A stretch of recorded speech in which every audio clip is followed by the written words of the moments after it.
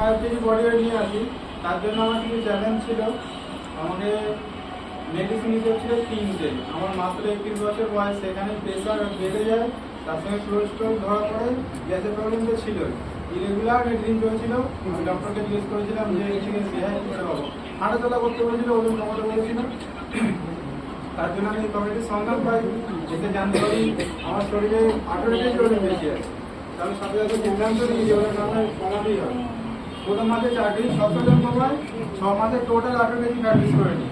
এখন নিজে ideal wait maintain করছি, এনার্জি ফিটনেস প্রচুর বেড়েছে, স্কিন আগের থেকে অনেক ভালো হয়ে গেছে, চকচক করছে, কিছু মাখতে হয় না। আজকেও কিছু মাখি না, আমি কিছু মাখি না। হ্যাঁ, সবাই বলে স্কিন আমার গ্লো করে, হ্যাঁ করে, সত্যি করছে। থ্যাংক ইউ এই nutrition, thank you sir, thank you madam. আগের এই ছবিটা দেখছেন তো, লাল গেঞ্জি পরা, শুধুমাত্র ব্রেকফাস্ট চেঞ্জ করেই আমি এই এনার্জিটা পেয়েছি, ওজনটা কমিয়েছি। পেটটা কোথায় যাচ্ছিল? মধ্যপ্রদেশ বেড়েই যাচ্ছে। জামার বোতাম বলতো ছেড়ে দে মা, কেঁদে মাছি, নাহলে ফেটে বেরিয়ে যাবে। তাহলে আজকে দেখো এই অনিতের বয়স বেশি নয়, কত? 31 বছর বয়স।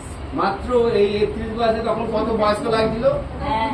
হ্যাঁ, তাহলে ওইটা